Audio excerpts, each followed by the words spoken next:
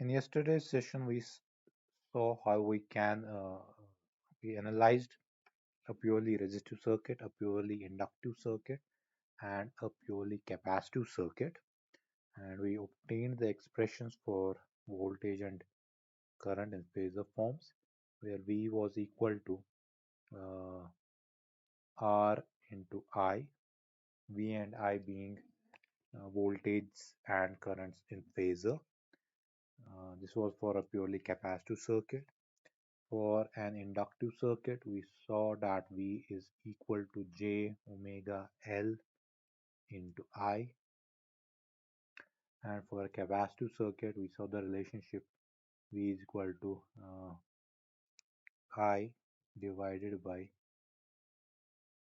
J omega C. Fine.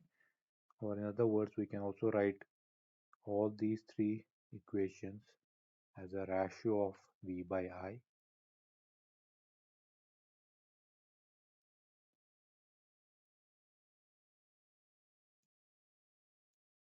So from these three equations, we have three different equations for an AC circuit, and which gives us the ratio of V by I. From Ohm's law, we already know that the ratio of V by I is resistance, and so J omega L and 1 by J omega C have to be analogous to this resistance R that is actually denoted for a DC circuit.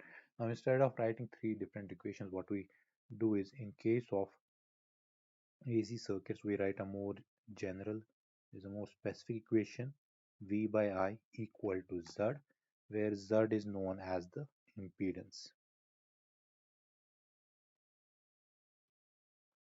Right? So what is impedance? It's simply, you can say, it is the ratio of phasor voltage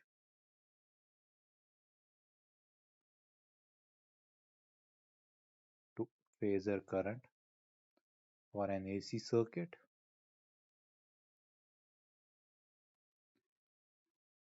So this is a mathematical definition. You can also say that impedance is the opposition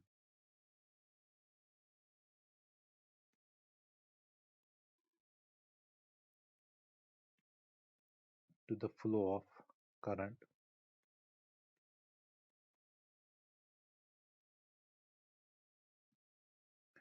in an AC circuit. Why? So impedance is nothing but an analogous term to resistance that we have already defined for a DC circuit. Instead of defining resistance, although resistance is still a valid term, we have a more specific term for these three different uh, equations that we have obtained for a resistive circuit, for an inductive circuit, and for a capacitive circuit. All of them are the ratios of voltage to current, and voltage to current ratio is nothing but resistance. So in an AC circuit, we call it as an impedance. So impedance is nothing but an opposition to the flow of current. That's what actually resistance is, but in an AC circuit, and it will be having the same units as that of uh, resistance, that means of ohms. So impedance is again measured in terms of ohms only. The So we have seen for three different case scenarios. We have seen for uh, a resistive circuit, for an inductive circuit, for a capacitive circuit.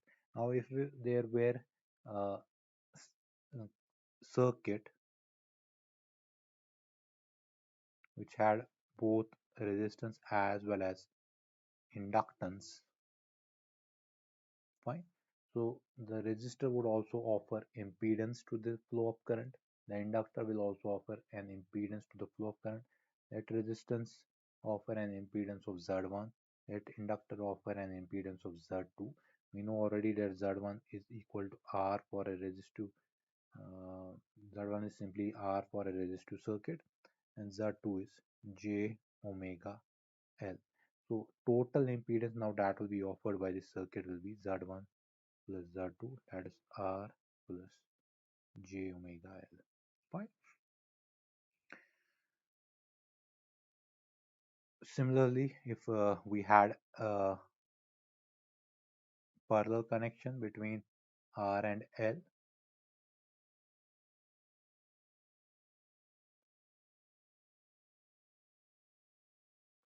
so induct resistance will offer its own inductance, its own impedance Z1. Inductor would offer its own impedance, that is Z2. Uh, so the total impedance in this case would have been, uh, it would actually follow the same formula as that we have already seen for parallel cases of resistances. In a similar fashion, Z would be equal to Z1 Z2 divided by 1 plus Z1 Z1 plus Z2. Fine. So actually 1 by Z will be equal to 1 by Z1 plus 1 by Z2. That means total impedance offered in parallel is Z1 Z2 divided by Z1 plus Z2. So impedance is an analogous term uh, to resistance that we have defined for a DC circuit. Now, impedance is a more specific, more general term that's used in AC circuits. So, in all the three elements, resistance, inductance, and capacitor, they offer resistance to the flow of current. And the value of these resistances is different. Resistance will simply offer a resistance of R, the inductor will offer a resistance of j omega L, and capacitor will offer a resistance of 1 by j omega C. Now you can also note here that j omega L and 1 by j omega C, they are not real numbers, they are complex numbers. They have a term j associated with them. Uh, so instead of defining these, we do not say that they offer resistance, we say they offer reactance to the flow of current. Fine. So j omega L and 1 by j omega C, they are known as more specific if we go into the, although it's, they will be still be having the same units as that of resistance, that is ohms, but we do not call it as resistance because of the nature of this, these two quantities being complex in nature. We call, we have a different term uh, to identify the resistance offered by an inductor and resistance offered by a capacitor, and that is known as reactance. So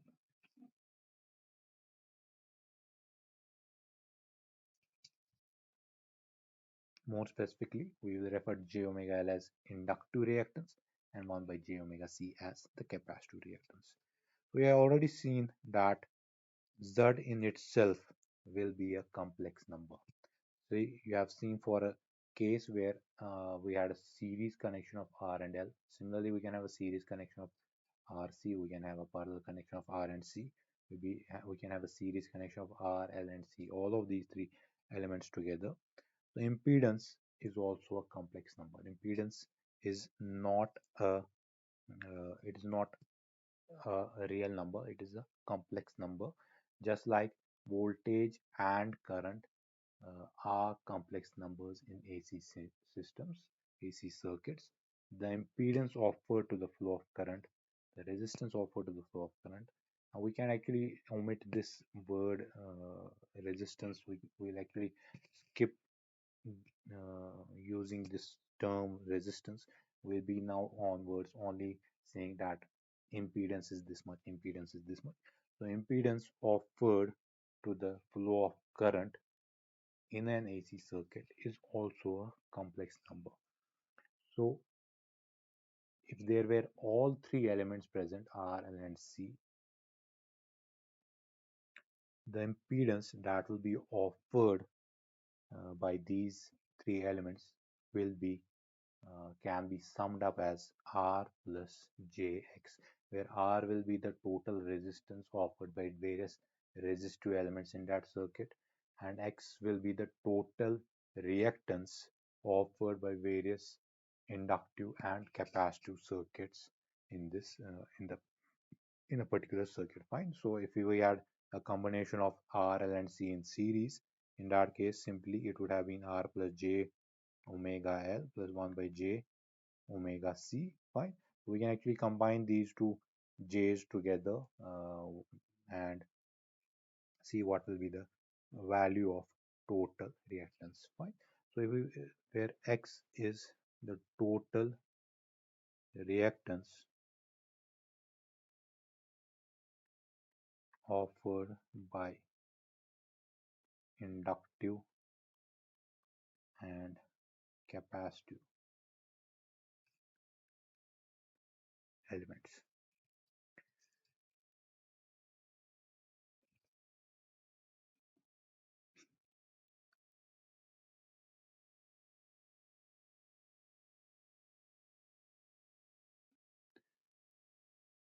We can also, if we take the j in the numerator,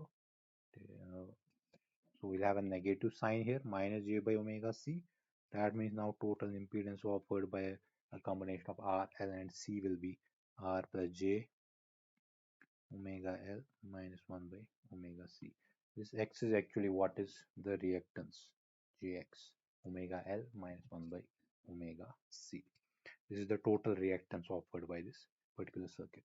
Now you can see, now depending upon the value of L and C, this reactance can be both positive as well as negative. X can be positive or negative. A capacitor will actually uh, uh,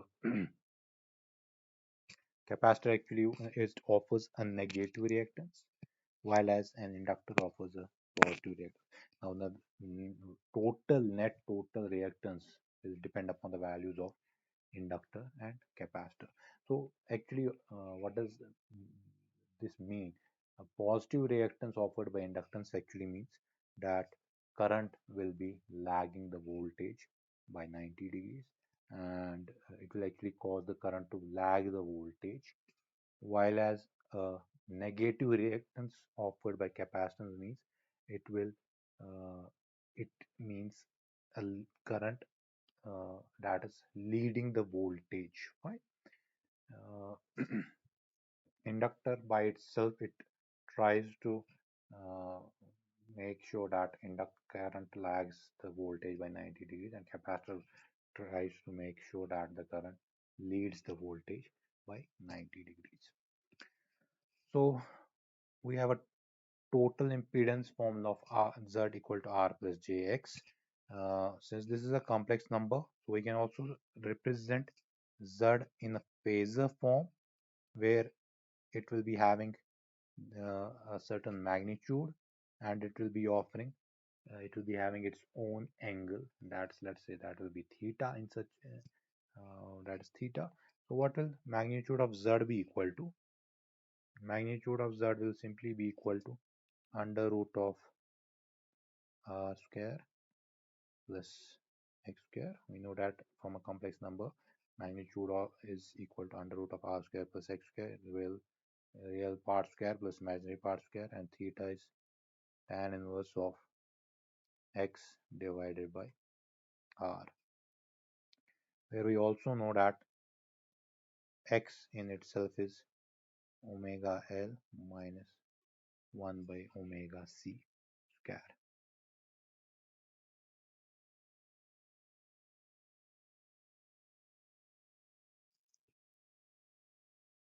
And similarly, theta will be equal to tan inverse of omega L minus 1 by omega c divided by r. Now there may or may not be present all these three elements. So accordingly, your impedance equation will change. If both inductor and capacitor are present, but resistance is not present, so that means it's a purely imaginary circuit, because on there is real part is zero in such a case. Now, depending upon the value of inductor and capacitor, accordingly, the it will be seen whether voltage is leading or the current is leading. And similarly, if x is equal to 0, and that means it is a purely resistive circuit, both resistance and inductance are either absent, or what can also happen is that omega L is equal to 1 by omega c, We'll be actually discussing this condition more in detail later on. There can also be a time. There can also happen that omega L becomes equal to 1 by omega C. At that time, these two will negate out each other, and only part that will be left is resistance. So again, at that time, resistance will be equal to the impedance will be equal to only the value R that will be offered by different resistive elements in this circuit. Uh, so we have defined that Z is equal to R plus Jx. Z is known as impedance. R is nothing but resistance, and X is the reactance. Reactance is offered by both inductor as well as capacitor. And in the phasor form, we have seen that Z is equal to magnitude of Z angle theta, where Z is under root of R square plus X square, and theta is equal to tan inverse of X divided by R.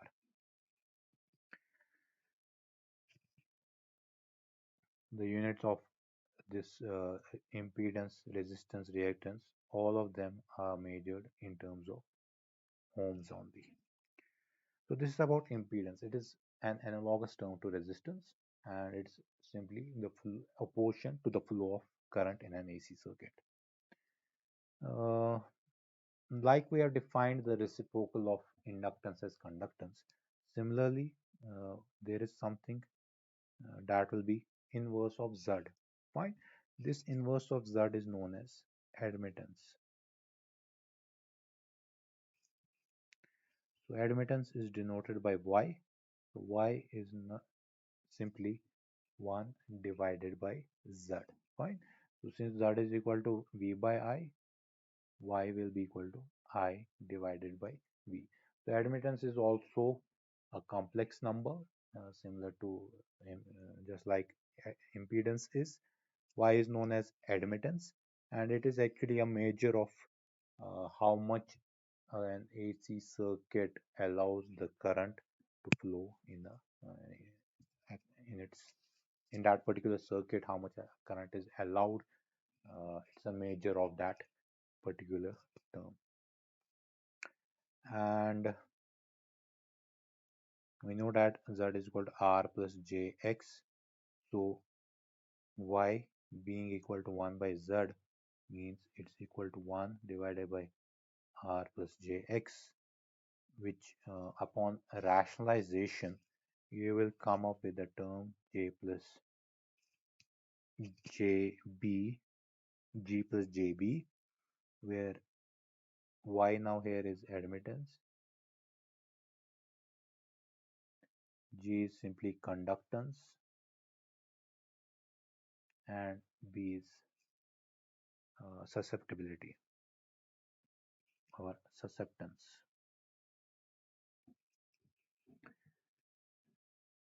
So susceptance and admittance, like we have conductance, it's the measure of flow of current in the system. Admittance and susceptance is also a measure of flow of current in the system in a circuit. We know that units of conductance are Siemens, or it's also measured in terms of mho. Similarly, uh, admittance as well as susceptance will have the units of Siemens or mho. Uh, for expressing these values. So you can actually find out the value of G and B from a rationalization. You'll have to actually multiply this by R minus Gx divided by multiplied by R minus Gx into R divided by R minus Gx, upon which you can actually uh, take J in the numerator and without having any complex number in the denominator. So you'll actually see that relationship between G and Rx is G will be simply equal to R divided by R square plus X square, and B will be equal to X divided by R square plus X square. So this is about impedance and admittance. So impedance, admittance, they are quantities similar to resistance and conductance that we have defined for a DC circuit. They are just analogous terms in AC circuits. A pure resistance, a pure conductance, they are real numbers by themselves, but impedance as well as admittance, they are complex numbers, and they can be denoted in, uh, they have their own phasor representation, and it will actually be admittance, it will actually be in this impedance that will actually now determine what will be the value of phase difference between voltage and current. We have actually seen for a resistive circuit the phase difference is 0. For an inductive circuit the phase difference is 90 degrees, where current is lagging, and for a capacitive circuit it's again 90 degrees where voltage is lagging. Now, with a combination of R, L, and C, this phase difference will no longer be 0 or 90 degrees. It will be somewhere in between or greater than 90 degrees. Now, what exactly will that value be? Uh, that will be actually determined by the impedance offered by the system. Uh, so let us do a simple numerical on this first.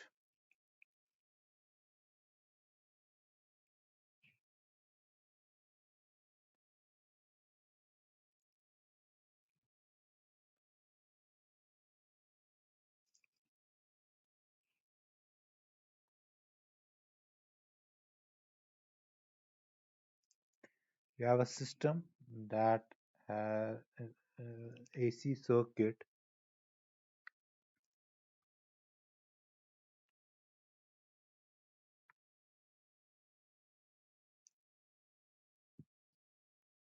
10 cos 4t is the voltage applied to the circuit. Current I is flowing in the circuit. Now V and I both are functions of time, so you can remember that. So what you have to do is you have to find out this VCT, and you have to find out IT.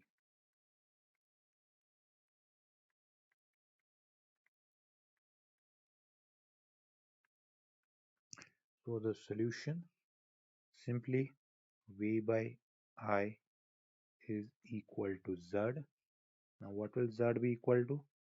It will be equal to R plus 1 by j omega c in this case.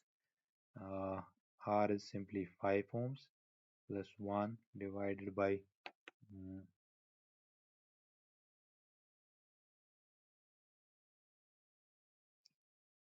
j omega. What is the value of omega? Omega is given to us here. Uh, cos of 40, this is actually cos of omega t plus phi, where phi is 0, omega is 4. So omega is 4 and c is 0.1 farad, 0.1. So we can also write this as 5 minus j, this is 0.4, 1 divided by 0.4, so that means 2.5 j.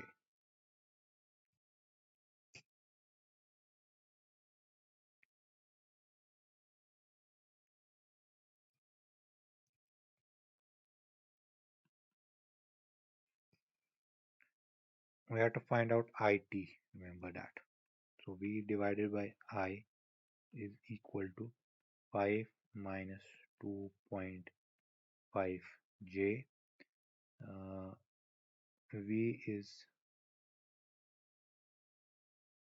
10 angle 0 divided by I. Voltage given to us is 10 cos 40. We can represent it in phasor form simply as 10 angle 0. As I told you, this is 10 cos of omega t plus phi. Phi here is 0. So V is 10 angle 0 divided by I equal to 5 minus 2.5 j. So you can use your LC and find out this value.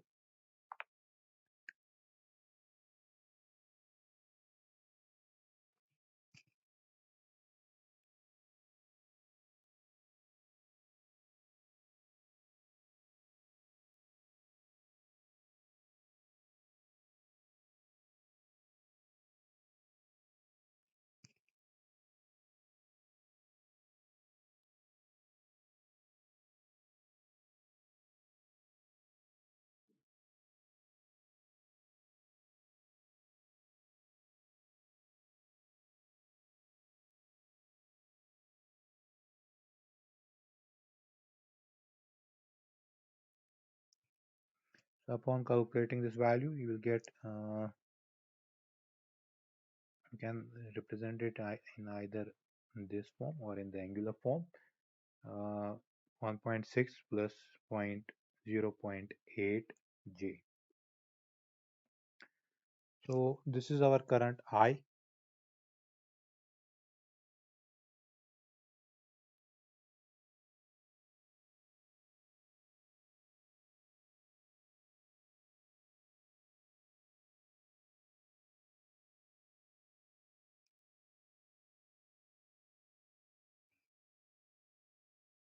In polar form, this will be equal to 1.78 angle 26.56 degrees. So this is our current I, phasor current one. I is equal to 1.78 angle 26.56 degrees. So you can also write that in the sinusoidal form simply as I t equal to 1.76 cos of frequency same 40 plus 26.56 degrees.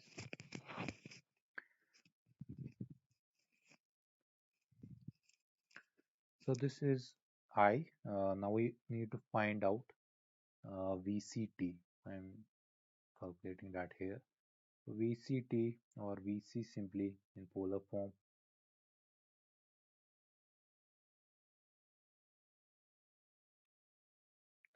VC is equal to I into 1 by J omega C. Fine. I is 1.78 26.56 into 1 by omega C, 1 by that is 2.5 divided by J, or we can write 2.5 angle minus 90 degrees directly from here. We can calculate this. This is 1.78 at an angle of 26.56 multiplied with 2.5 uh,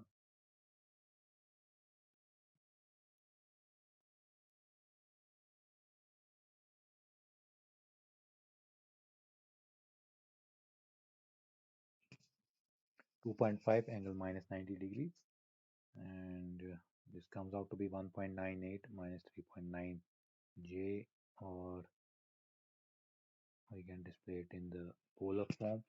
This will come out to be 4.45 angle minus 63.44. Actually, polar form is much easier to calculate. You can simply multiply 1.78 and 2.5 and 26.56 minus 90 degrees, that is 63.44. So this is the value of voltage across the capacitor. This is the value of current, or in polar form as well as in sinusoidal form, that we have calculated here.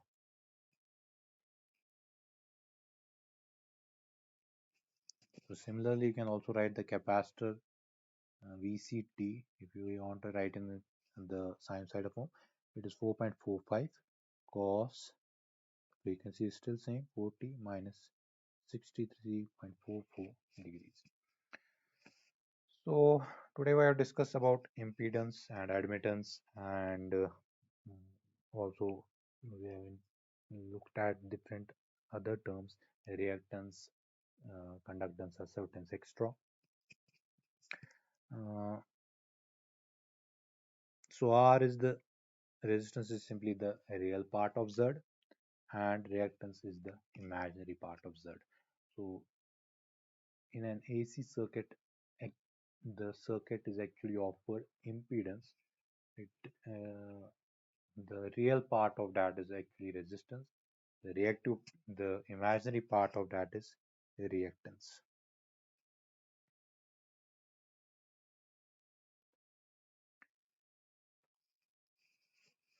And resistance impedance follows the same algebraic laws as that of a resistance. That means, as we have seen resistance in series, similarly impedance in series is simply the summation of different impedances. As we have seen resistances in parallels, similarly we can calculate impedance of different elements in parallel.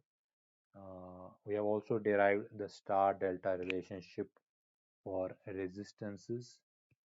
The same star delta relationship is valid for uh, impedances as well.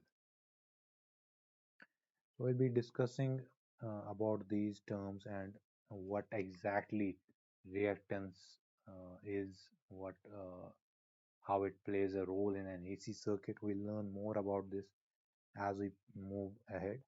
Uh,